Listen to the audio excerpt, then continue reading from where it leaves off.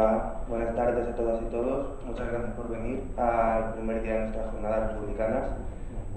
Bueno, como sabéis, esta tarde estamos aquí para hablar de memoria histórica y lucha antifranquista.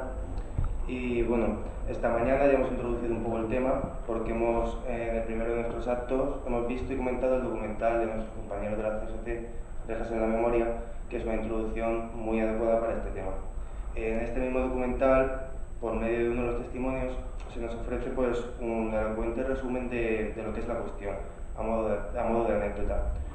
Miguel, uno de los testimonios, expreso político, nos recordaba cómo el juez militar que por primera vez le condenó a pena de muerte le decía: Miguel, con la República habéis ido demasiado lejos y lo vamos a enterrar.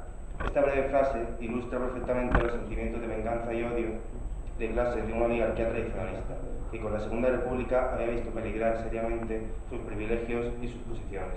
Por medio del golpe militar, esta oligarquía enrevesaba todavía más el laberinto español del que nos hablaba ayer Albrena. Las fuerzas de la reacción, que habían tratado de destruir la República y sus proyectos reformistas desde abril del 31 a julio del 36, no tardarían en tomarse su tan ansiada revancha. Como nos recordaba Paul Preston, si bien los asesinatos y los desmanes en el lado republicano durante la guerra respondían a una situación más bien caótica y al estallido de las tensiones sociales acumuladas durante décadas, la represión del bando sublevado obedecía a un plan de exterminio sistemático, elaborado por generales como Mola y Queipo de Llano, que usaron el terror de forma fría y sistemática. El fin de la contienda dio a la reacción un escenario perfecto para dar rienda suelta a su represión más feroz en nombre de la cruzada reevangelizadora, modificando el quinto mandamiento católico de no matarás por el de matarás con justicia. En la obra de Fernando Fernán Gómez, Las bicicletas son para el verano, al final, el padre del protagonista, sabiendo ya su trágico destino, le decía a su hijo: hijo, lo que viene ahora no es la paz, sino la victoria. Esta victoria se convirtió en el eje fundamental de justificación del régimen franquista y una especie de carta blanca para elaborar por todos los medios posibles un nuevo sistema social para intentar doblar, domar y domesticar al pueblo, cosa que nunca consiguieron. Gran parte de los derrotados pagaron con su vida el reclamar un futuro mejor para sí y para sus hijos, pero los supervivientes cargaron una doble condena: el haber perdido la guerra, el haber perdido a sus compañeros y el sufrir el miedo paralizante de la más cruel de las represiones. La catolización forzosa, la reeducación y el miedo de perder la propia vida llevaron a aquellos derrotados a la pérdida de su identidad propia y a la imposibilidad de volver a expresar sus sueños y sus anhelos de forma abierta. Como expresaba el cantante Ismael Serrano en su canción Al bando vencido, los republicanos vencidos nunca regresaron de su exilio interior. Por ello, nuestra intención hoy aquí es dar voz a los silenciados, elaborar un discurso contrahegemónico alternativo a los 40 años de victoria de la dictadura y a los más de 30 del olvido de la democracia. Para ello, contamos con la presencia de los ponentes que nos acompañan. En primer lugar, vamos a escuchar a Esther López Barceló, historiadora y arqueóloga, diputada en las Cortes por Esquerra Unida del País Valencià y autora del libro Testimonio de la Memoria, del cual nos va a hablar. A su izquierda está Julián Sanz Oya, historiador y profesor de Historia Contemporánea en esta universidad, que nos hablará acerca de la construcción de la memoria histórica y sus discursos historiográficos. Y a mi derecha, José Manuel Sanz Molinero, historiador y sociólogo, que es responsable de formación de Esquerra Unida, que nos hablará sobre la memoria histórica y la política. Así que, Esther, cuando quieras.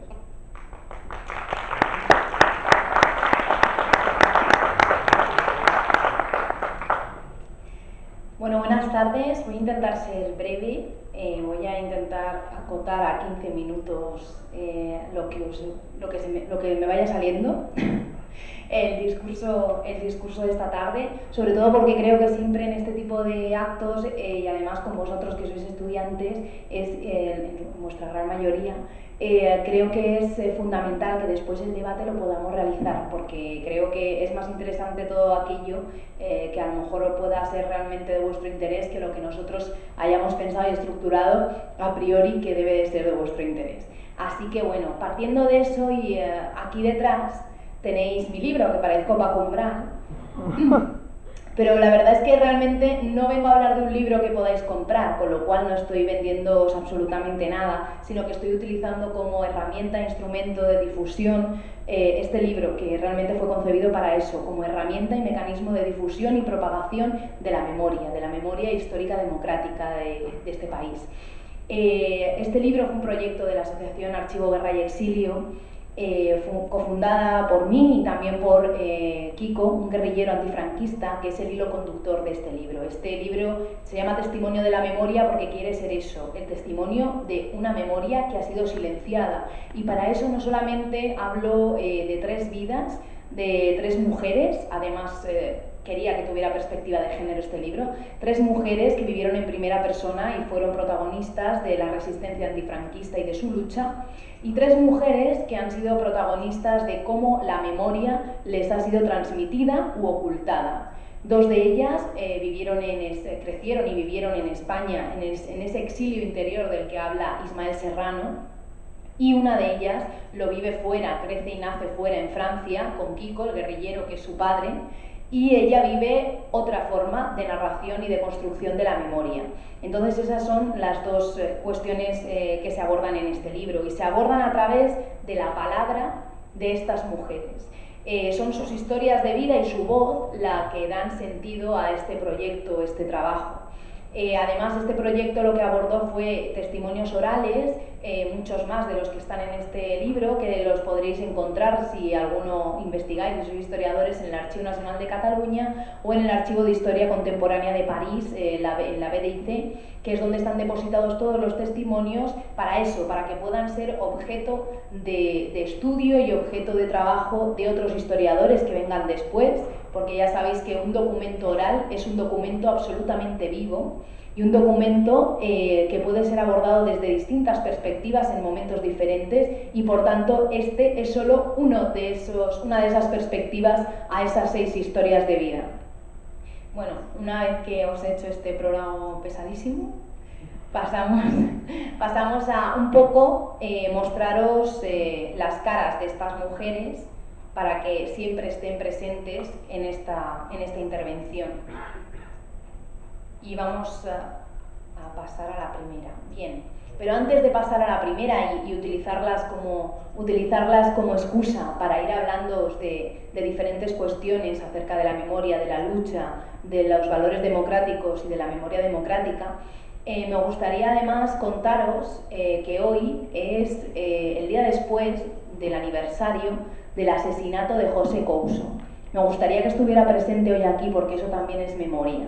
A pesar de que sea una memoria muy reciente, de hace 10 años, ya es memoria porque desgraciadamente los gobernantes de este país, tanto unos como otros, no han permitido que sea una realidad la justicia en el caso Couso. Por lo tanto, también ahora mismo es memoria, y una memoria por la que tenemos que luchar para que se haga justicia. José Couso, sabéis que fue asesinado por ser periodista en el Hotel Palestina durante la guerra de Irak. Fue asesinado premeditadamente como objetivo militar durante la guerra por parte de los soldados estadounidenses. Sabemos perfectamente quiénes son y están buscados por la Interpol. Es el único caso abierto ahora mismo, y esa es la grandeza de la lucha de esta familia y de sus compañeros, la que lo han conseguido. Es la única causa abierta contra criminales, contra soldados estadounidenses por un crimen de guerra. Sabéis que es un crimen de guerra tener un objetivo civil en una guerra, y el objetivo civil eran los periodistas que en ese Hotel Palestina querían contar la verdad. Hoy Olga Rodríguez, una periodista que estuvo allí en Bagdad con José, era amiga suya y es una de las que más ha luchado también por hacer justicia en este caso, escribía en el diario.es, y os recomiendo, una crónica en homenaje y conmemoración de esa lucha que todavía persiste y por la que estuvimos el sábado en Madrid ante la Embajada de Estados Unidos, para seguir dejándoles claro que vamos a seguir buscando justicia. Esta compañera, esta periodista, decía que en Irak, no solamente cuando luchamos porque se haga justicia por el caso Couso, estamos luchando por él en concreto, luchamos por todas aquellas víctimas anónimas que en la guerra de Irak, en esa atroz guerra de Irak, se ha ido cobrando durante no solo la guerra, sino también después de esa paz que, como decía el compañero en su intervención, tal y como pasó en la Guerra Civil Española, no supuso la paz, sino el comienzo de la victoria de Estados Unidos en una atroz situación en la que todavía persisten miles y miles de ciudadanos y ciudadanas. En este caso también las mujeres en la guerra de Irak han sido doblemente víctimas de la situación, ¿no? Doblemente víctimas de una situación, como también lo fueron las mujeres de este libro. Doblemente víctimas porque siempre tenemos la victimización propia por el hecho de ser mujeres y después por el hecho de encontrarse en el lugar inapropiado, en el momento inoportuno, en este caso las mujeres iraquíes y en el caso de las mujeres que nos ocupa, por ser mujeres, sobre todo de clase obrera, en su gran mayoría simplemente por el hecho de ser mujeres de la clase obrera y también, evidentemente, por haberse rebelado en contra del status quo que implantaba el terror del franquismo. Esperanza Martínez, y yo creo que aquí comenzamos el relato con la cita que yo elegí para narrar su historia, de Ricard Viñes, un historiador que también os recomiendo porque es el que puso sobre el tapete el hecho de los bebés robados, Els nens perduts del franquisme, es el libro y el documental de la televisión catalana de TV3, que puso un poco en el candelero la situación de los bebés robados durante el franquismo. Y en su libro Irredentas decía: aquellas mujeres irredentas que quisieron ser historiadoras de sí mismas. Esta es la situación en la que el hecho de que la victoria arrasase también con la capacidad de los vencidos para contar su historia y que todavía nos ha llegado hasta nuestros días, y eso lo comentaba mejor Josema, a tenor de una transición que fue realmente una transacción pactada entre los poderes oligárquicos para no perder su status quo y que realmente lo dejaron todo atado y bien atado, pues tuvieron que ser las propias víctimas las que, para que se escuchara su voz, tuvieron que autoeditar sus autobiografías. Y eso es lo que le ocurrió, entre otras personas, a Esperanza Martínez, una guerrillera antifranquista que escribió sus memorias hace muy poco y que las tuvo que hacer pues, de forma totalmente autogestionada, tal y como está también hecho este libro, porque sabéis que sigue sin interesar la voz de los vencidos para las grandes editoriales. Esperanza Martínez, por ejemplo, lo que vivió fue el hecho de ser como os decía, una niña que vivía en el seno de una familia obrera, en el seno de una familia obrera en medio de un pueblo pues, muy rural, en la que se dedicaban a las labores del campo. Y una de las cuestiones interesantes de este tema es que, por ejemplo, ella dice que la conciencia le nace a raíz de su madre, no de su padre. Su madre era la que estaba más politizada. ¿Y por qué estaba más politizada? Porque en el 36 las mujeres se empoderan de una forma brutal, tanto en el campo como en la ciudad. Y son las madres las que, al menos en estas 6 historias, no tiene por qué ser generalizado, son las que transmitieron la conciencia y transmitieron esa conciencia de clase a sus hijas y les dejaron claro que lo que se ha conseguido en el 36, lo que se ha conseguido durante la República, tiene un valor que tenían ellas que concebir como muy importante para luchar por él y no perder esos derechos. Esperanza es una mujer que después de vivir unos años siendo enlace de guerrilleros, después sube al monte y se hace guerrillera. Y aquí quiero también aportaros otra cuestión. Por ejemplo, incluso en la historiografía de la lucha antifranquista, las mujeres han sido doblemente olvidadas. Y esto Kiko, el guerrillero que conmigo comparte la asociación, me lo dejó muy claro y me dijo: es muy importante que utilicemos el dinero de esta subvención para dar voz a las mujeres guerrilleras. Porque yo tengo más voz y más capacidad de empoderamiento que las mujeres guerrilleras que ahora mismo están luchando por la memoria histórica, y esto no puede ser, y esto lo tenemos que saldar con este proyecto. Así que yo voy a buscar a Esperanza por esto. Y Esperanza, si a mí me cuenta más cosas que a los demás, es porque vengo de parte de Kiko. Porque también otro elemento fundamental es que, a pesar de ser personas que han luchado y seguirán luchando por sus derechos y que no tienen miedo, a pesar de ello, lo que es el ambiente y la atemorización social que todavía causa el hecho de hablar de estas cosas es algo que no les es nada ajeno. Ellos también tienen algo de miedo cuando van a contar alguna serie de cosas, y eso también está presente en todo el relato.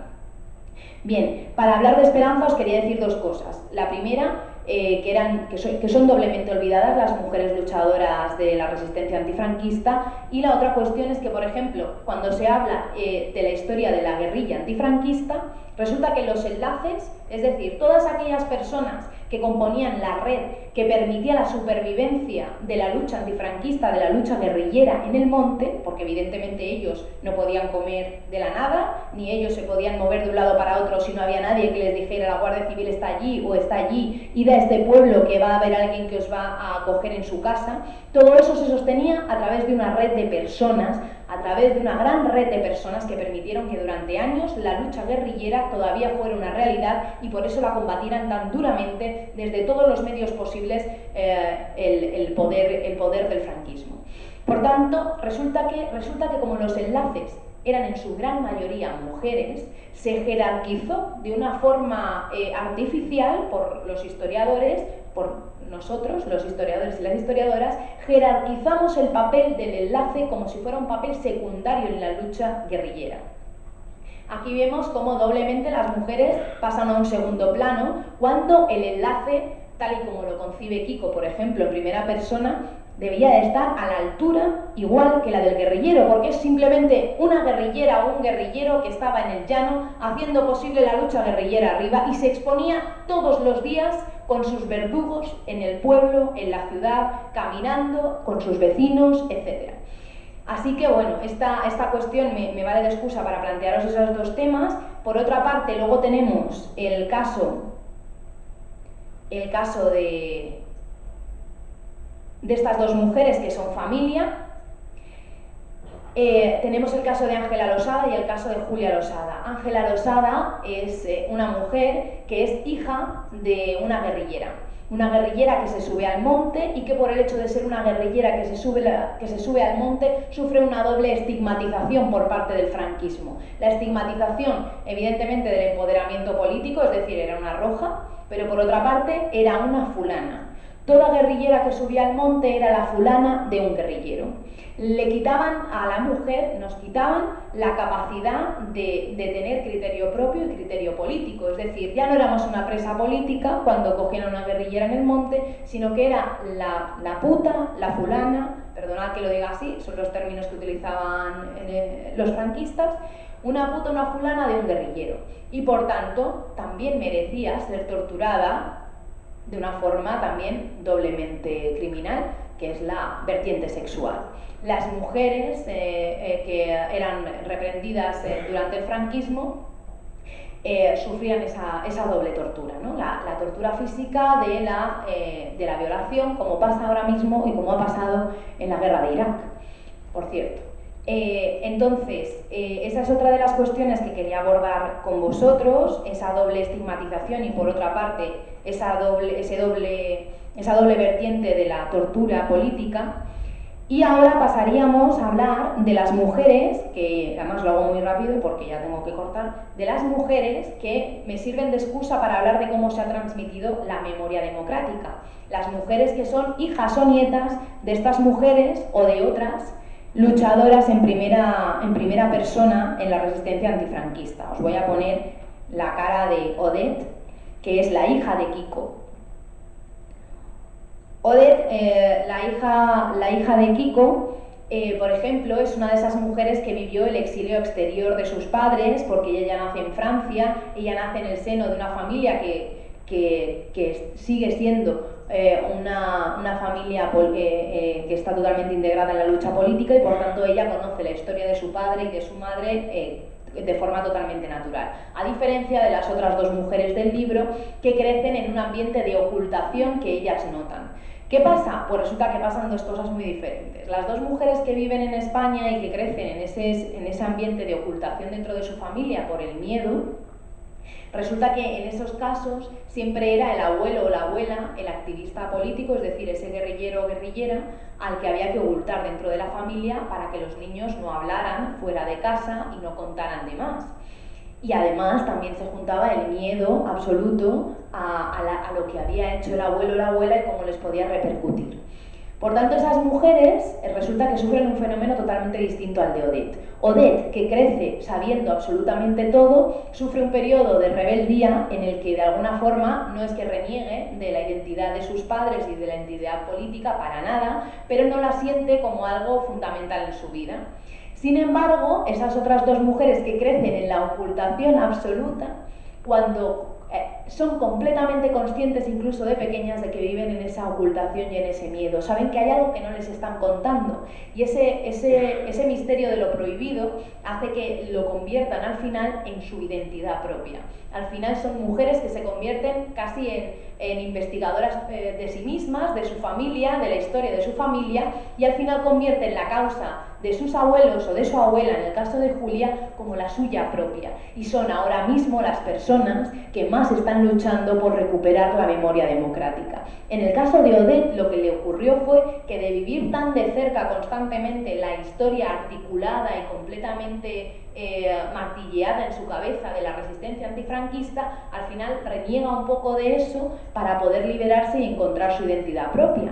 Hasta que pasados muchos años, un día, paseando con Kiko, con su padre aquí en España, cuando por fin pues puede volver Kiko, y hacen una caravana de la memoria en la que recorren muchos puntos del Estado español, guerrilleros, guerrilleras, niños de la guerra que se van a Rusia, etcétera, para hablar de la memoria histórica y de la recuperación de la memoria, pues resulta que Odette de repente descubre al guerrillero, descubre al joven y descubre a alguien que no es su padre, sino una persona que ha sufrido y que necesita ver restituidos sus derechos, porque sus derechos aquí, cuando vuelve Kiko, no están restituidos por la transición. Esta falsa transición lo que ha hecho es mantener en el olvido y mantener como bandolero y bandolera al guerrillero y a la guerrillera en los archivos franquistas, que siguen siendo los documentos de hoy. Entonces, Odette escucha por primera vez el relato de su padre en un parque, cuando su padre le habla como de un ser humano a otro ser humano igual, ya sin el rol de padre e hija, y le cuenta lo duro que fue para él el que mataran a Girón delante de él. Girón era un guerrillero mítico de León, un guerrillero mítico de León al que asesinaron y que era el líder de la partida guerrillera en la que se encontraba Kiko, un líder carismático que, a pesar de ser comunista, había hecho posible que en la partida guerrillera de Kiko convivieran de forma natural socialistas, cenetistas, comunistas, y que había hecho que la causa fuera mucho más importante que esos matices ideológicos entre ellos. Una persona a la que asesinaron delante de Kiko y que sería una de las cuestiones que hacen que Kiko, aún a día de hoy, quiera luchar por la restitución de la memoria y de los derechos de los que murieron por la misma causa por la que luchó él. Y entre ellos es Girón una de las causas por las que Kiko hace todo este trabajo.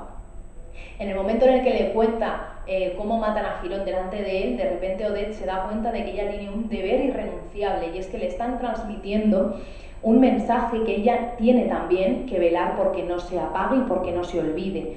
Y es entonces, con 40 y pico de años, cuando Odette deja todo, deja de ser profesora de francés en un instituto y se centra absolutamente en la investigación de la memoria y sobre todo en restituir la voz de las mujeres de la resistencia antifranquista. Y de ese trabajo es del que bebe también muchísimo este libro. Simplemente para acabar, deciros que la ley de memoria histórica es una de las cuestiones por las que más luchan los guerrilleros y las guerrilleras y todos los que estamos a su lado de alguna forma, porque es una ley que no tenéis que dejar, ahora mismo lamentablemente el tema de la ley ya es incluso algo secundario, porque tenemos hasta que luchar por la democracia en sí misma, algo que nos han arrebatado desde hace mucho tiempo, y estamos en un momento de un secuestro absoluto de la democracia. Desgraciadamente ahora ya no podemos ni siquiera hablar de los matices o de la importancia de cuestiones fundamentales de una ley que no se aplica, la ley de memoria histórica, que ni siquiera se aplica. Una ley que ya ha dejado claro el señor Rajoy, que es una ley que no va a tener ni un euro. Esa es una de las pocas cosas que dejó claro en su programa político y que ha cumplido. No hay dinero ya para abrir fosas, no hay dinero ya para hacer este tipo de proyectos, no hay dinero para recuperar la memoria democrática. Nos quieren volver a hurtar la memoria democrática que estábamos intentando afianzar. Y en esa ley de memoria histórica había una cosa muy concreta, y era que se hablaba de la ilegitimidad del franquismo. no de la condena jurídica del franquismo, y eso es algo fundamental. Si no se condena jurídicamente el franquismo, si no se deja claro que son ilegales todos aquellos tribunales franquistas, de lo que estamos hablando es simplemente de palabrería barata. Decir que algo es ilegítimo jurídicamente no tiene ningún tipo de vinculación. Es decir, estamos hablando de que tenemos que ir a luchar por cada juicio en concreto, llevarlo a un juzgado para que nos digan que ese juicio es nulo o era ilegal. Y evidentemente eso, las miles y miles de personas y víctimas de la represión franquista y los miles y miles de cuerpos que están bajo la tierra, en las cunetas sobre la cual se ha cimentado esta falsa democracia, desgraciadamente no pueden hacerlo, y ahora menos con las tasas de Gallardón.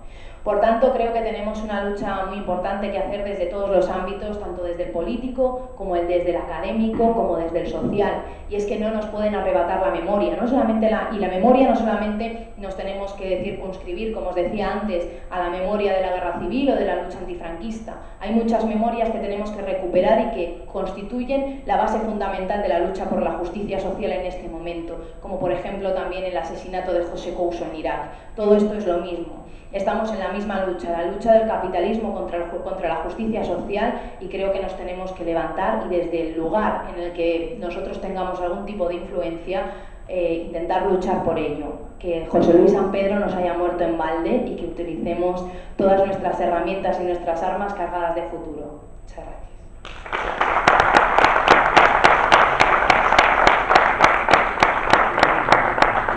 Muchas gracias, Esther. Julián, ¿qué opinas? Pues empezar. Bueno, pues yo antes de nada agradecer a las compañeras y compañeros de la Contracorriente haberme invitado para estar en esta mesa redonda, donde seré seguramente el más pesado, y frente a la gran capacidad dialéctica de Esther, pues seguramente algo un poco más académico. También quería dar las gracias a Contracorriente por la iniciativa de estas jornadas y en general por el compromiso que demuestran día a día en la lucha estudiantil y la lucha por una sociedad mejor. Yo, oyendo a Esther, estaba acordándome de algunas de las investigaciones recientes en los últimos años que ha habido, que precisamente incidían en algunos de los aspectos que ha dicho. Por ejemplo, en esa necesidad de restituir la voz de las mujeres, de recuperar la memoria de muchas mujeres que jugaron un papel fundamental en la lucha antifranquista, en el apoyo a la guerrilla o directamente, bueno, no en el apoyo a la guerrilla, en la guerrilla, como bien decías. Y eso me ha hecho también matizar algunas de las cosas que traía pensadas, porque los historiadores somos muy, evidentemente por necesidades de la profesión, partimos siempre de darle muchas vueltas a los conceptos. Entonces, conceptualizar bien, separar historia y memoria. Existe, como voy a hablar luego, incluso un cierto recelo de un sector de la historiografía hacia lo que supone el movimiento por la memoria histórica, porque yo voy a hablar tanto de memoria histórica como del movimiento por la memoria histórica. Bien, y sin embargo, es evidente que también ha habido un elemento de no sé si decir de simbiosis o de enriquecimiento enorme. Es decir, la necesidad social de lo que se ha venido a llamar memoria histórica, que básicamente se refiere a recuperar en España y a reivindicar, sobre todo, la memoria de las víctimas de la represión franquista.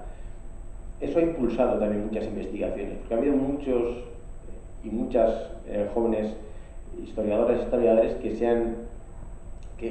se han movido también por esta necesidad, por sentir personalmente esta necesidad. Estaba pensando en los trabajos, por ejemplo, de Claudia Cabrero o de Irene Abad, el tema de las mujeres de preso, en fin, los enlaces,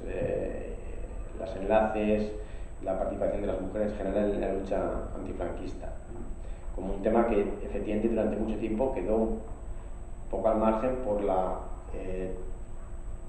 el vicio de la historiografía más tradicional, incluso de la historiografía alternativa, pero el vicio en centrarse en las organizaciones, en los aparatos organizativos de los partidos antifranquistas, o en la lucha armada, como si exclusivamente se hiciese antifranquismo con un arma en la mano en el monte. Bueno, esto es alguna de las cosas que venía pensando. En todo caso, quería comentar alguna cuestión más, y esperando, como decía, no ser muy pesado. Parto de señalar en la relación entre memoria e historia, que es lo que quería comentaros un poco, que es un aspecto que ha habido un enorme debate en el ámbito de la historiografía y en el ámbito en general de pensamiento sobre las diferencias entre memoria e historia. Pero yo parto de entender que no existe una separación nítida.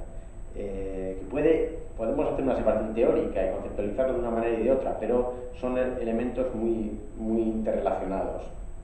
La separación teórica sería decir que la historia es una ciencia social, que se escribe con unas normas propias de las ciencias sociales, mientras que la memoria básicamente constituye un relato social sobre el pasado con un componente moral, político, identitario sobre todo. Y que es una metáfora en buena medida. Algunos autores hablan de que la memoria solo puede ser individual, entonces al hablar de memoria histórica o memoria colectiva estamos haciendo de cierta manera una metáfora. Como más de uno y de una habréis pensado, esta separación, como decía, no es nítida porque la historia también es un relato social que tiene muchos elementos morales y que va con mucha frecuencia vinculada a componentes identitarios importantes. De manera que la separación nunca puede ser radical o nítida. Cuando hablamos de memoria histórica, nos podemos referir a muchas cosas. Memoria histórica entendida como tener una cierta idea sobre lo que ha sido el pasado de un colectivo humano, evidentemente ha existido siempre, igual que ha existido siempre un uso público o un uso político del pasado. Todas las comunidades se remiten tienen una elaboración más o menos mítica en muchos casos de su pasado. Sin embargo, cuando hablamos de memoria histórica en los últimos años o décadas, nos estamos refiriendo sobre todo a la memoria traumática del siglo XX. Estoy hablando a nivel no solo español, sino a nivel internacional. Un fenómeno muy vinculado a las catástrofes del siglo XX, al nazismo, a los genocidios, a las grandes guerras y a sus víctimas. Es decir, que el tema de la memoria está muy vinculado a pensar Auschwitz, ¿no?, como el gran referente de la barbarie, de la barbarie más absoluta, nacida a su vez de la civilización. Bueno, pues el deber de memoria para con las víctimas que impone Auschwitz y que imponen tantas de las tragedias del siglo XX es lo que ha hecho reflexionar sobre esa necesidad social de recordar lo que pasó y de reconocer a las víctimas. Bien, ese sería un poco el campo de actuación, y en ese sentido, pues como podéis ver también, evidentemente el caso español no es excepcional. Quizás lo que es excepcional en España es que el boom, podemos llamarlo la eclosión de la memoria histórica, es algo más tardío que en otros países. En buena parte de Europa es algo de los años 80 sobre todo, y han tenido también muchos de los debates que ha habido en España. En Francia, el llamado síndrome de Vichy, durante mucho tiempo quererse olvidar o querer ocultar lo que fue el régimen de Vichy, la colaboración francesa con Alemania, y la colaboración entusiasta de muchos franceses con la ocupación alemana, con la deportación de los judíos, con la eliminación de los judíos y con muchas otras cosas. Y también las continuidades, por ejemplo, en el Estado francés después de 1945 con el pasado de Vichy. Por tanto, es algo que no es un fenómeno exclusivamente español, como a veces tenemos la manía de pensar que hay ciertas cosas que solo ocurren en España. Pues no, ocurren en muchos otros sitios. En Italia hay un debate larguísimo sobre el fascismo, el antifascismo, la resistencia y estas cuestiones. Bien. Quería hacer también una precisión a la hora de hablar de memoria histórica. Evidentemente hay diversas memorias colectivas. Si hablamos de la memoria histórica, no existe una única memoria histórica. Existen como decía, por un lado memorias personales, individuales, que también son sociales, porque ninguna memoria es propia solo del individuo. El individuo reelabora sus recuerdos, olvida y piensa en un contexto social, de manera que la memoria en ningún caso es absolutamente individual, y lo que existe como la memoria del olvido tiene muchas trampas, y lo que existen son memorias colectivas, y memorias colectivas vinculadas a cosmovisiones, a maneras de ver el mundo, de entender la sociedad. De ahí que podemos hablar de batallas por la memoria. Luego hablará José más seguramente de este tema, al hablar de la relación entre memoria y política, ya que la noción que se tenga de la historia y de la identidad condiciona enormemente el comportamiento político de los individuos, de las personas, de los grupos sociales, de las clases. En ese sentido, yo también, cuando hablaba de las trampas de la memoria, y también lo dejo un poco, lo dejo simplemente enunciado para el debate, me parece importante en todo caso no caer en la visión que podríamos llamar ingenua o objetivista de la memoria, es decir, del testimonio personal como algo que puede dar cuenta de la verdad, de lo que realmente pasó. El testimonio personal es una fuente valiosísima, imprescindible, muy útil para los historiadores, pero es una fuente, como todas, que debe ser sometida a crítica. Luego, si queréis, podemos comunicar sobre esta cuestión, ¿no?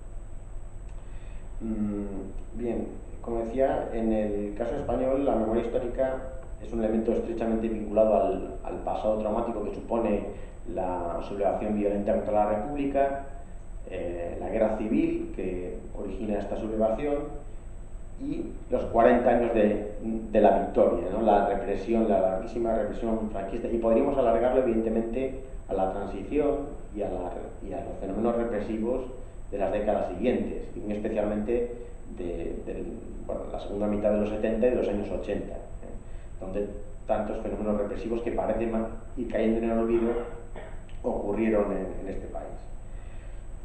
Bien,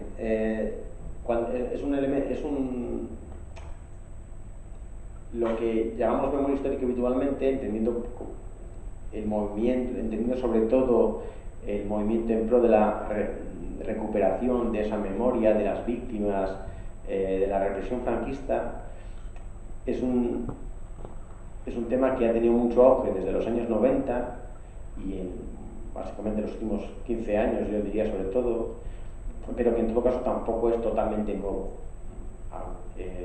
Ya desde la transición aparecieron un cierto número de publicaciones, reportajes, libros, investigaciones sobre estas cuestiones, pero lo que ha originado una cierta reacción indignada y fuertemente reivindicativa de una generación y de un conjunto de personas que se han involucrado en este tema tiene que ver, yo creo, más que con la ausencia de la guerra civil, de la represión en la esfera pública, porque si uno mira la cantidad de libros sobre la guerra, la represión, el franquismo que existían en los años 80, realmente en un tema que siempre ha estado en el mercado editorial.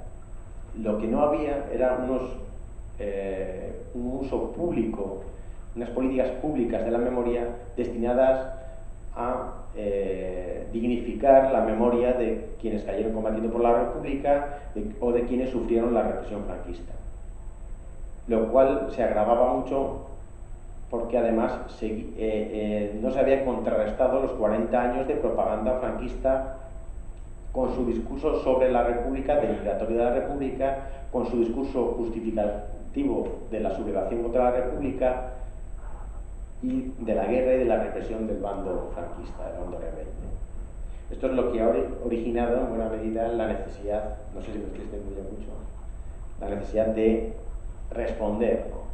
No, y yo esto lo digo porque a veces se dice mucho, el olvido, se habla mucho del olvido, yo no estoy del todo de acuerdo en que fueran temas olvidados, pero sí son temas sobre los cuales no ha habido, por ejemplo, una política pedagógica y pública como la que hay ni de lejos en Alemania con el nazismo, ni con el reconocimiento público que ha habido al antifascismo en Italia, aunque en los últimos años la cosa va para atrás.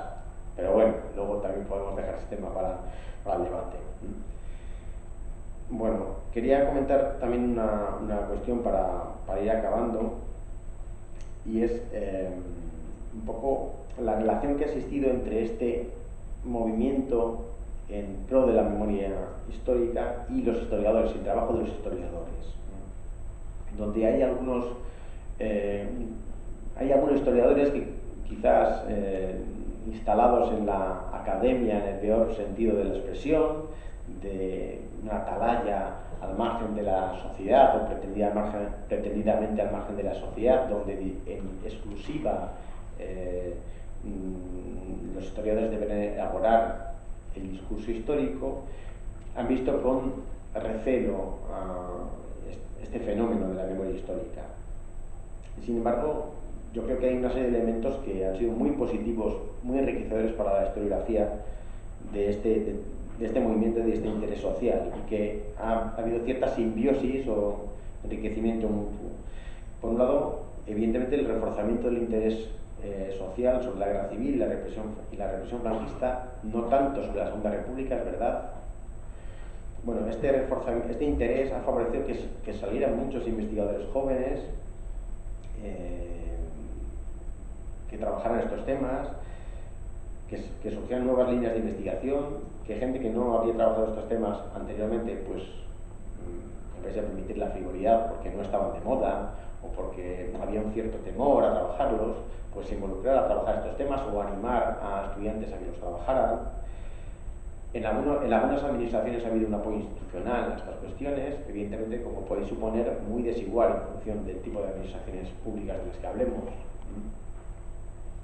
aunque no siempre en el sentido que se podemos dar por bueno. Ha habido alguna administración gobernada por el PSOE que no se ha preocupado nada por estas cuestiones, y ha habido algún alcalde suelto del PP por ahí, por ejemplo, que sí que ha apoyado a algunos de sus vecinos en temas como las fosas, ¿no? Aunque es verdad que no es lo más frecuente.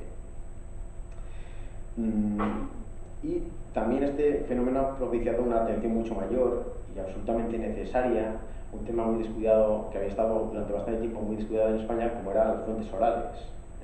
La preocupación por la memoria de las víctimas ha favorecido un auge extraordinario de recursos a las fuentes orales, de la recopilación de testimonios, que es fundamental, como también la preocupación o el interés por cómo actúa el fenómeno de la memoria en las novelas, en el cine, en otros ámbitos que, en fin, también durante mucho tiempo no eran muy tenidos en cuenta y que son importantes en las batallas culturales que hay en torno a la memoria. También hay otro aspecto importante, que este fenómeno que la atención a este fenómeno ha favorecido, que es los debates sobre la memoria en sí, la gran cantidad de debates, de trabajos que se han producido sobre el fenómeno de la memoria, es decir, la propia memoria histórica, los usos públicos de la historia, las políticas de memoria se han convertido en objeto de investigación de los historiadores, como un elemento que ayuda a entender las sociedades y que es por tanto necesario estudiar. Y ha habido una conexión importante con los debates internacionales sobre estos temas. Y por último, querría señalar también una última cuestión, y es que las batallas, la historia efectivamente no se puede hacer al margen de la sociedad, nace de la sociedad, y las batallas mediáticas y sociales por la memoria se han traducido también han tenido también una cierta traducción historiográfica. No estoy diciendo que es algo que vaya automáticamente unido, pero sí es cierto que en los últimos años ha habido una mayor de temas como la Segunda República, la Guerra Civil o el franquismo en la historiografía. Es decir, que durante unos años, sobre todo en los años, la segunda mitad de los 80, en los años 80 se había establecido un consenso historiográfico con sus matices, pero un acuerdo más o menos generalizado, y ese acuerdo ha empezado a cuartearse en parte por la importancia de las batallas mediáticas en torno a esta cuestión. Ha habido un sector de historiadores de historiografía que ha mantenido posicionamientos cercanos y comprometidos con la memoria histórica y que ha impulsado investigaciones que tenían que ver con los temas que interesaban los temas que tenían que ver con la represión franquista, con la guerra civil. Y ha habido también un fenómeno revisionista muy claro y muy marcado. Cuando hablo de revisionismo, historiografía, bueno, se le pueden dar diferentes significados. Yo no me estoy refiriendo tanto a la publicística neofranquista, es decir, los historiógrafos que decía Rick Tapia, Moa, Vidal y compañía, que estos señores no son historiadores, estos señores son unos propagandistas a sueldo que, en fin, escriben libros o encargan libros. En el caso de Vidal es evidente que los encarga, porque no le daría tiempo, yo creo, en material, sino, pero que escriben libros con una finalidad exclusivamente política, en el sentido más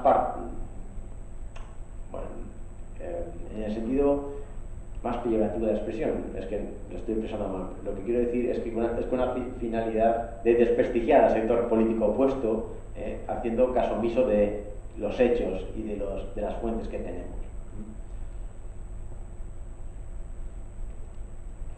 Bueno, realmente a mí no me interesa. Bueno, el tema de la publicística neofranquista es muy importante, porque todos sabemos el impacto enorme que tiene. Y eso explica que haya también una memoria tan fuerte, podríamos decir, heredada de aquello que se llama el franquismo sociológico. Y eso explica cómo este tema origina todavía tantas reacciones. Y eso explica todavía algunos comportamientos del presente. Y eso explica por qué cuando uno va igual a oponerse a un desahucio, hay alguien que le acusa de querer hacer un nuevo paracuellos. Poco más o menos.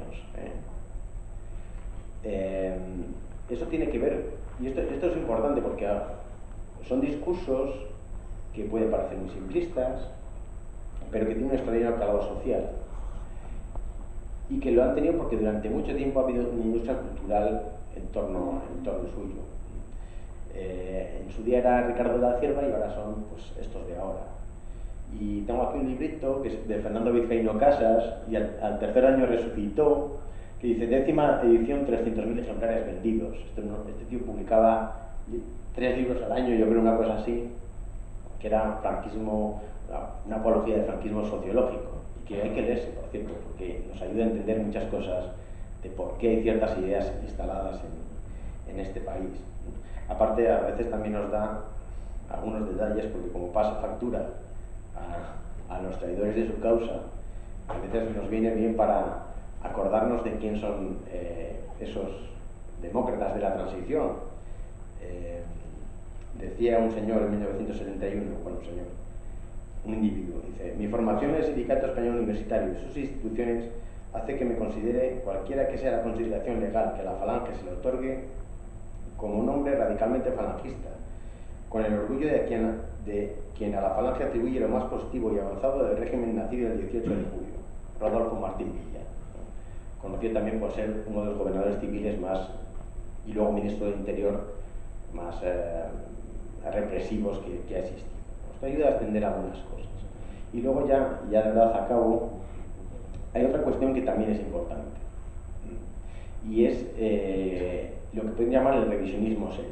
Es decir, estos señores que nombraba antes no hacen revisionismo porque no revisen nada, se limitan a volver a sacar brillo a los mitos y los discursos franquistas.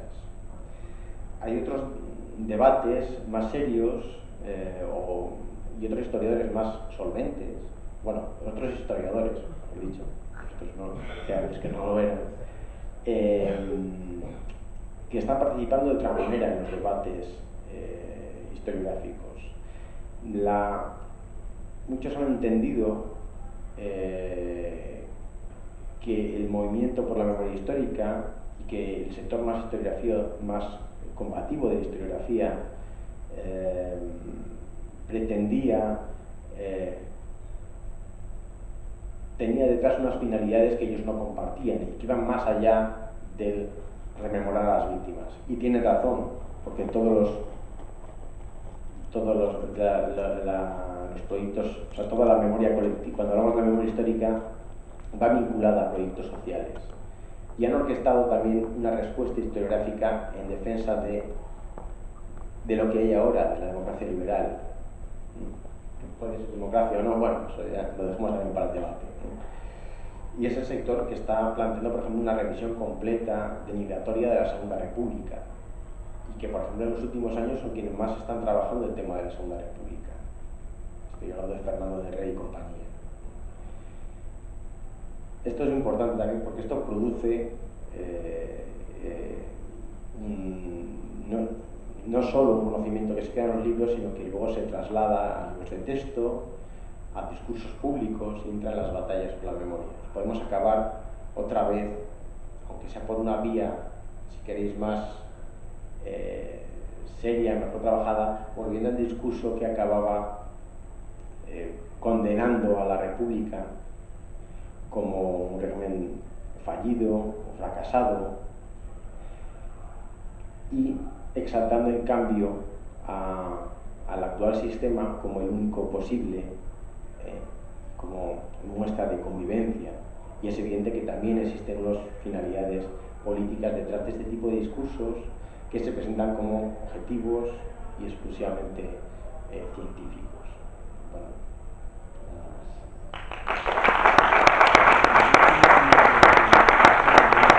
muchas gracias, Julián. Y para terminar, nuestro compañero Josema va a hablar de memoria histórica y política.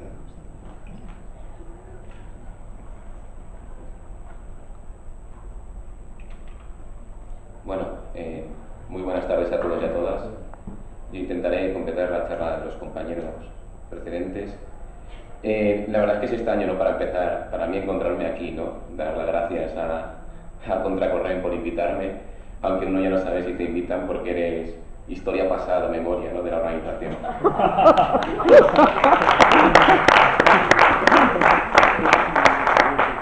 Bueno, los debates sobre memoria son siempre muy complicados. Creo que yo voy a abordar una de las partes más complicadas que hay porque se relaciona con la política. Yo voy a hablar de memoria y política, de la política entendida como ese ente global y completo que es, ¿no? Y voy a hablar, por tanto, de memorias. Como ha dicho Julián, no existe una memoria, existen muchas memorias. Y lo que voy a tratar es la memoria en conflicto, los conflictos continuos por definir una única memoria. Realmente el conflicto es cuando una memoria quiere ser hegemónica sobre las demás, porque las memorias pueden convivir.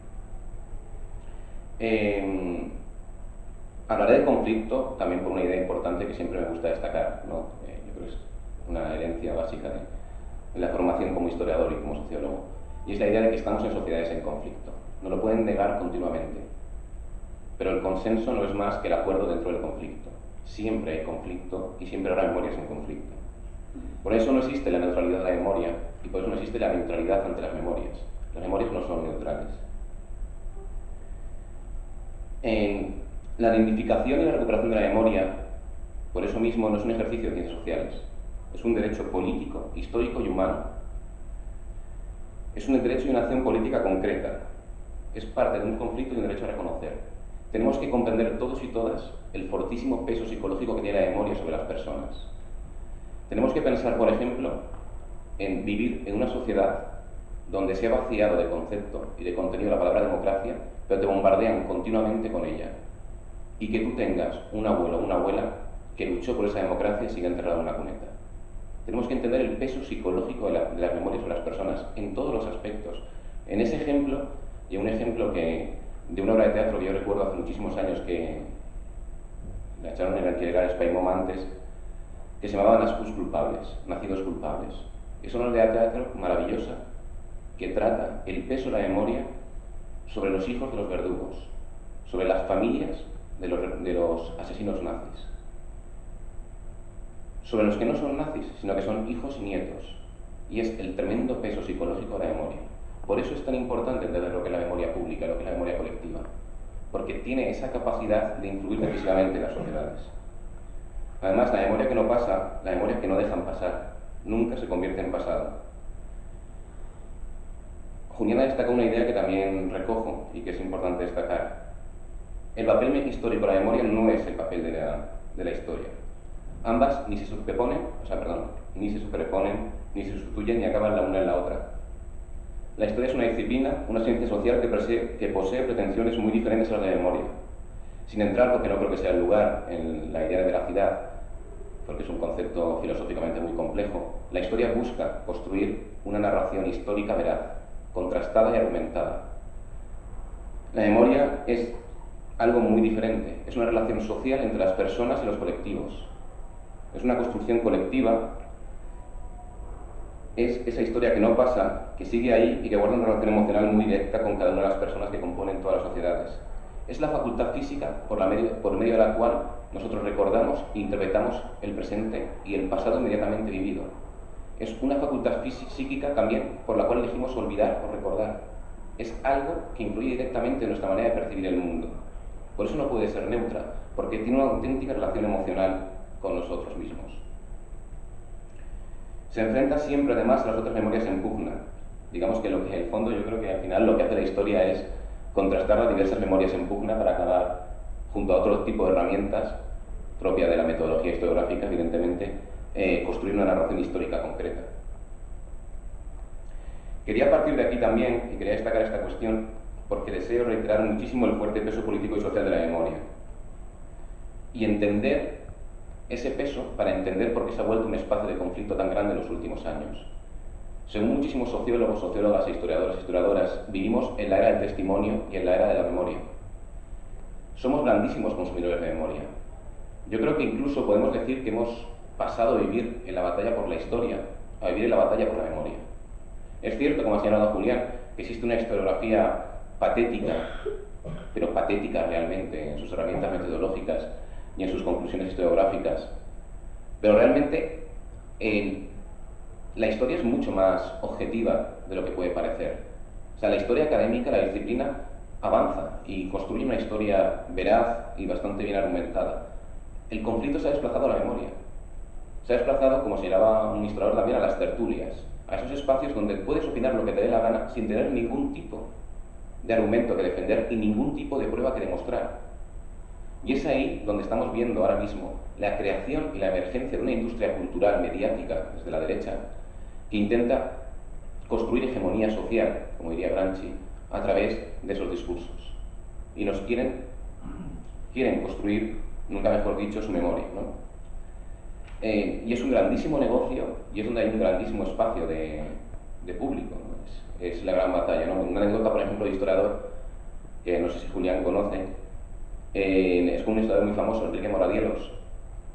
Todos conocemos el gran libro revisionista de Pío Moa, ¿no? Los mitos de la guerra civil. Y Moradielos escribió un libro no contestando a Pío Moa, pero analizando gran parte de las cosas que decía Pío Moa. Ese libro, la editorial, lo que hizo fue ponerle una banda, de estas que rodean a veces a los libros, que puso en respuesta a las barbaridades de Pío Moa o algo así. Y Moradielos se enfadó mucho, esto nos lo comentaba un amigo de Moradielos a varios compañeros y compañeras, se enfadó mucho hasta que llegó el primer cheque. Pero cuando llegó el primer cheque, ese simple hecho de plantear el conflicto y de plantear esa pelea por los conflictos había hecho que vendieran muchísimos más libros de los que habría vendido. Porque recordemos que los historiadores no vendemos muchos libros.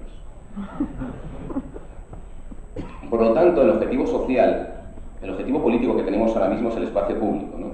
La lectura pública del tiempo inmediatamente pasado, la construcción mediática de la memoria y, como he señalado ya, la construcción una vez más de hegemonía. A mí me da la impresión, como he señalado antes, de que están privatizándonos la memoria también y lo hacen por un motivo muy claro, y es que, como veremos después a la hora de la transición, la memoria tiene un peso decisivo en nuestro propio sistema. Nosotros nos construimos y tenemos un sistema democrático construido sobre mitos. Y si nos enfrentamos a reconstruir nuestra memoria, el mito puede caer. Por eso en España la batalla por la memoria tiene una crudeza extraordinaria, ¿no? No solamente por la guerra civil, no solamente por los 40 años de dictadura, es también por la proyección de nuestra memoria pasada hacia nuestro presente. Pero pensemos que todos los países fascistas, o sea, que han pasado por un régimen fascista, han hecho una relectura de su memoria. Todos. Todos han reconocido a a las víctimas del fascismo. Nosotros no. Nosotros y nosotras seguimos teniendo a cientos de miles desaparecidos. Seguimos sin haber conseguido cerrar aún, porque no hay apoyo económico para ello, el simple ciclo de saber cuánta gente fue ejecutada por un régimen dictatorial y totalitario, ilegal e ilegítimo. Da la impresión a veces de que tenemos una gran parte de nuestra democracia designada, organizada y pagada para preservar una memoria sectaria y excluyente frente a la posibilidad de reconstruir otras memorias. Además, siempre que intentamos abrir este tema, ellos van siempre al maniqueísmo. Todos y todas nos enfrentamos a un discurso maniqueo que tiene detrás siempre la idea del miedo. El miedo tremendo a lo que pasó, el miedo a lo que no se puede hablar. Nos acusan todo el rato de querer politizar el pasado, cuando solamente, como señalaba Marcos Ana, queremos recuperar el pasado. Antes de empezar, porque lo que voy a intentar es ejemplificar todo lo que digo a través del ejemplo de la transición, porque creo que habrá un debate muy interesante, es importante destacar una idea muy importante de la relación entre memoria, historia y de la construcción de la memoria histórica. Existen lugares concretos, los lugares de la memoria, que son lugares tanto físicos, ¿no?, como a veces diría temporales, que son los que marcan el espacio en que nos vamos a mover. Nosotros tenemos un lugar clarísimo que es la guerra civil, porque tenemos aún generaciones vivas, cada vez menos, porque el tiempo va pasando y se nos van muriendo como San Pedro, y no les hemos hecho el homenaje que se merecen a muchísimas personas. Tenemos generaciones vivas que la vivieron, generaciones que nos transmitieron lo que vivieron, y esa memoria transmitida forma parte de nuestra propia memoria vivida. Entonces, el gran punto clave para nosotros es la guerra civil. También la transición, como veremos, pero la guerra civil. Igual que para otras muchas sociedades, por ejemplo, impulsado por la sociedad europea, es la Segunda Guerra Mundial, o en función de cada sociedad puede ser diferente, ¿no? O sea, incluso puede ser mucho más allá, ¿no? Pensemos en el movimiento bolivariano, el peso que tiene parte de la memoria anterior, incluso, ¿no?, de la memoria de la independencia, y lo importante que es la gestión de la memoria. Pensar, por ejemplo, que América Latina se independizó de España en 1825, fue la última batalla, Ayacucho, y esto es el detalle típico de que he hecho historia, me queda súper bien.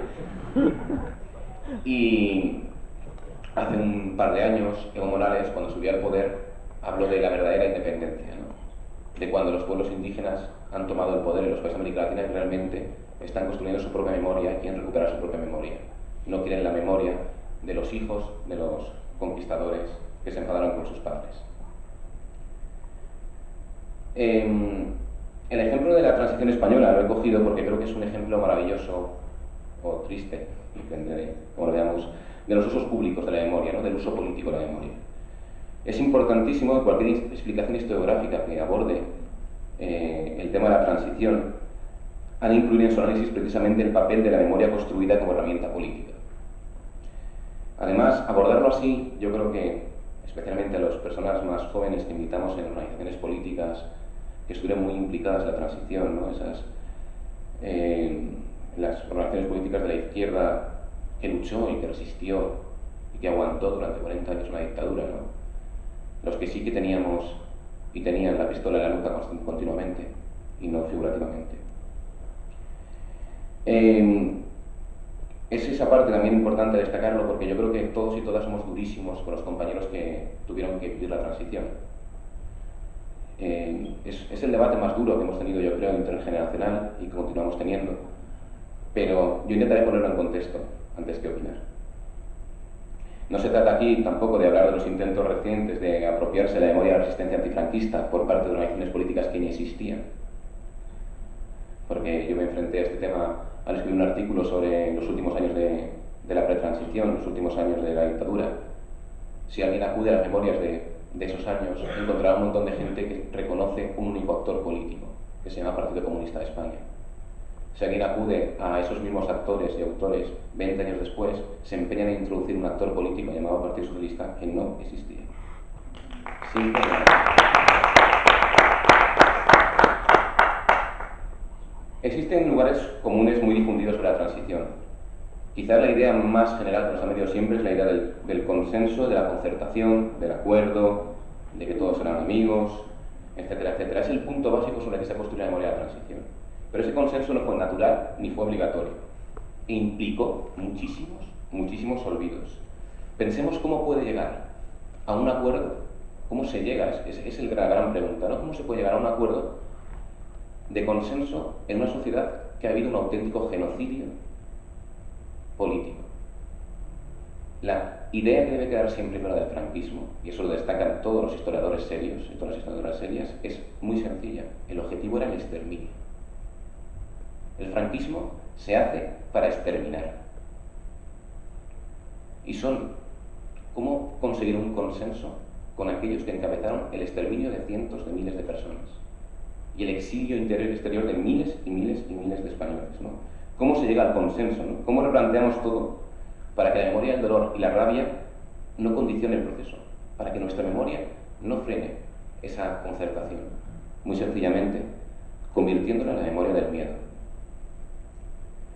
Insisto, tenemos que recordar y tener presente siempre el fortísimo peso psicológico de la memoria colectiva en todos y cada uno de nosotros y de nosotras.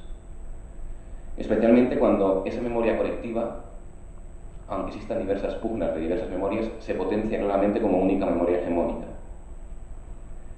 ¿Cuáles fueron esos condicionantes de la memoria, ¿no? Lo que seleccionó los recuerdos y los olvidos de una generación, de varias generaciones enteras? En primer lugar, y sin matices, como he señalado antes, la huella del miedo, indeleble en todas aquellas personas que lograron sobrevivir, porque esto consistía en sobrevivir, y en cuyos silencios y miradas tantas veces nos hemos encontrado las tres historiadoras. O sea, Esther y Julián la habrán visto continuamente.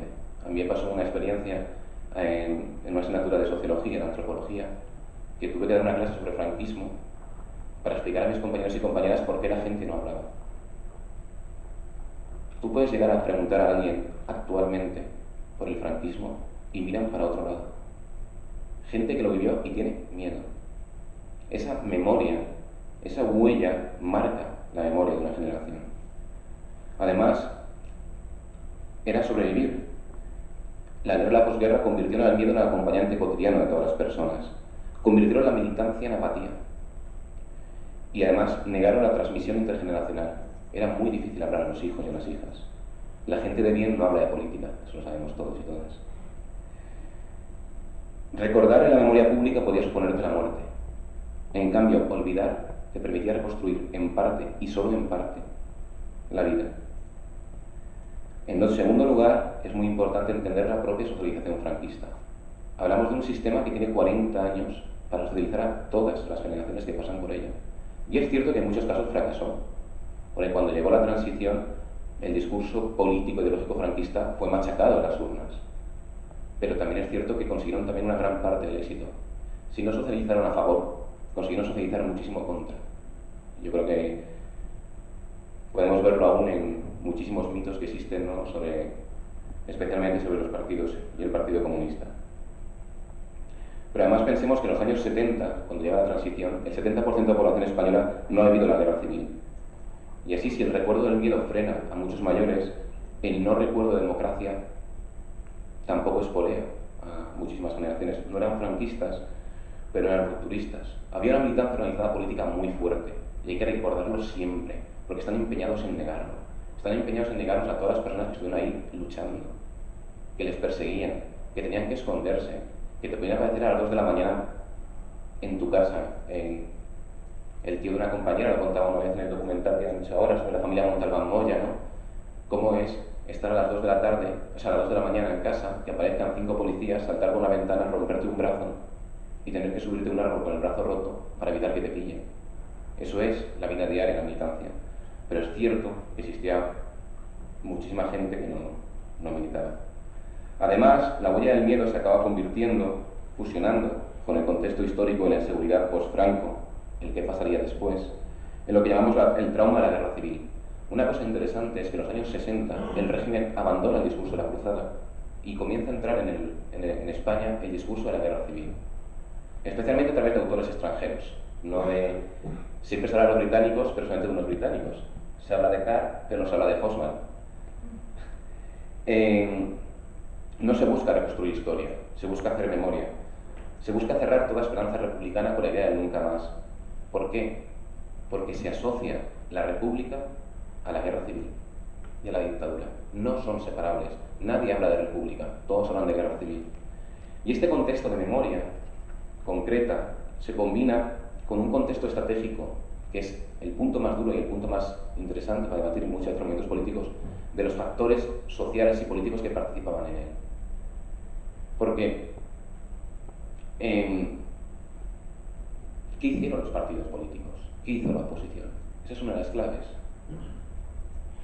¿Cómo se construye esta memoria si una parte de ellos no renuncia a esa memoria, ¿no? Y es que realmente la transición es un lugar en que ninguno, ni los que están ni los que vienen, creen tener fuerza suficiente para poder ganar en la ruptura.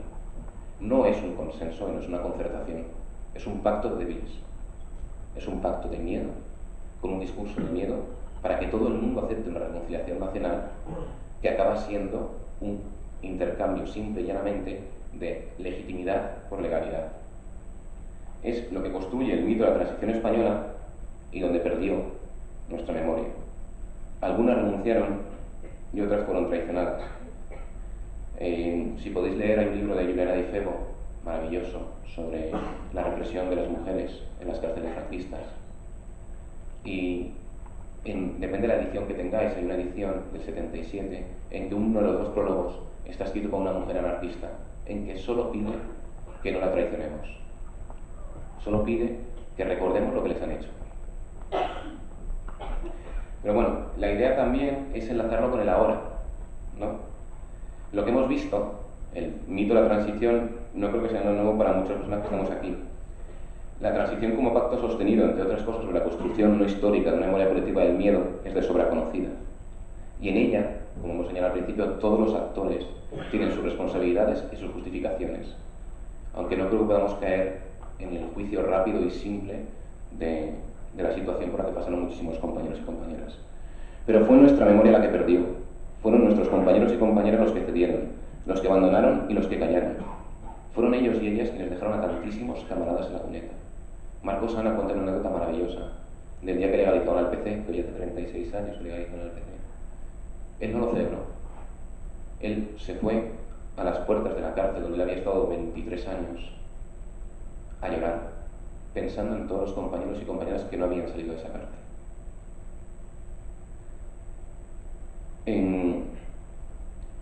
Pero claro, la pregunta clave para entender el peso de la memoria también en la construcción del propio sistema político es ¿cuánto tiempo nos queda para poder reconstruirla, ¿no? ¿Cómo puede costar tanto recuperar en un país democrático, 40 años después, la memoria histórica, hasta el punto de ser un país sistemáticamente sancionado por organismos internacionales, por negarse a reconstruir esa memoria? Pues porque la transición no solamente es un proceso histórico, es el mito fundacional de la España que tenemos. No tenemos nada en común en las dos Españas. Hay una España que necesita el mito de la transición por encima de todo, porque no puede ni tiene ninguna legitimidad más allá de 1978 y no puede acudir a ella. No puede reivindicar nada. Sobre el mito de la transición española se construye la identidad nacional actual, la credibilidad y el mismo sistema político que tenemos. Esa es la gran batalla actual de la memoria, negar la amnistía a la transición. Somos nietos y nietas que reivindicamos la construcción ética de una memoria que se negó, pero negar la amnistía es negar la transición, es negar el conflicto entre bandos, es negar el éxito español, es negar la legitimidad real y monárquica, es recuperar la memoria y conectarla con la historia. Nuestra pelea es muy dura porque no es solamente una pelea por la memoria, es una pelea política por el sistema que tenemos y por el presente que queremos construir. Pero es que encima somos un puñetero mito capitalista liberal. España es el mito de la transición de una dictadura a una democracia de mercado perfecta y maravillosa. Somos el mito de la construcción democrática. Europa Occidental y Estados Unidos han exportado teórica y académicamente el modelo de transición española a todo el mundo, incluyendo los países de Europa del Este. Una patente, como señala esta idea la he sacado de un autor de este monográfico que dictó por la Universidad de Alicante, que es la memoria del pasado, es bastante interesante, pues una patente que no ha sido explotada por el productor, que es raro, ¿no?, que los productores no exploten los bienes que producen con sus propias manos, sino por el propietario, el capitalismo liberal. Pensemos que la transición española es tan arma liberal que hurta el concepto de transición al marxismo. En la academia, la transición era la transición del feudalismo al socialismo. Bueno, el capitalismo era, yo es que le tengo tanta manía que no salto. Y al socialismo. Hurta ese término de bien político.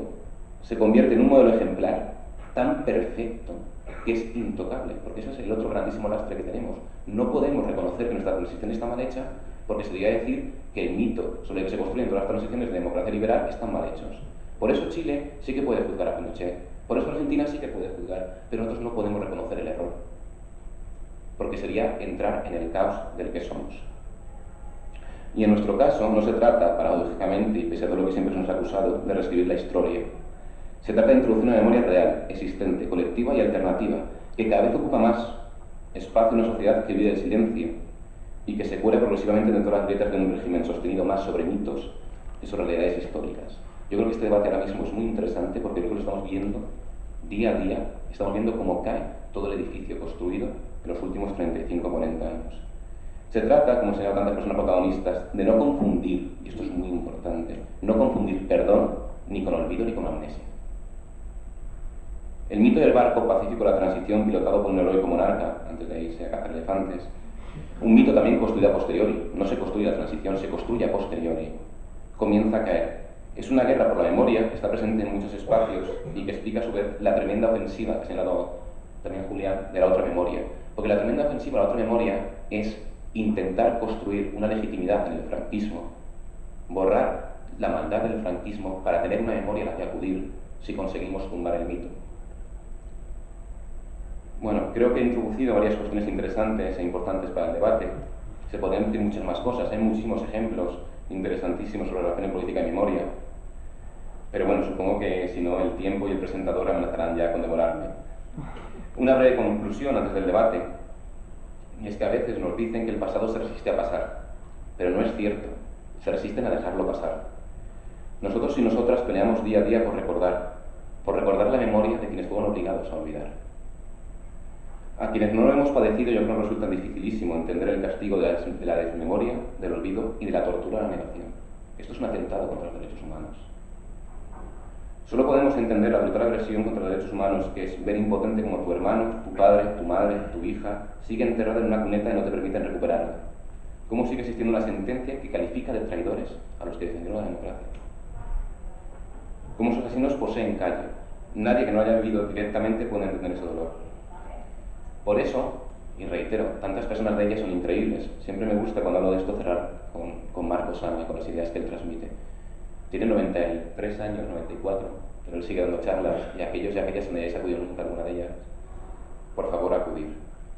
No se trata de venganza, él ha dicho siempre. Nunca lo ha sido. Todos queremos pasar página, pero antes de pasar una página en cualquier libro hay que leerla. Y nosotros y nosotras pelearemos siempre, hasta el final, porque todas las personas puedan leerla y recordar a todos y cada uno de nuestros camaradas, hombres y mujeres, que lucharon por nosotros y por nosotras. Salud y república, y muchas gracias.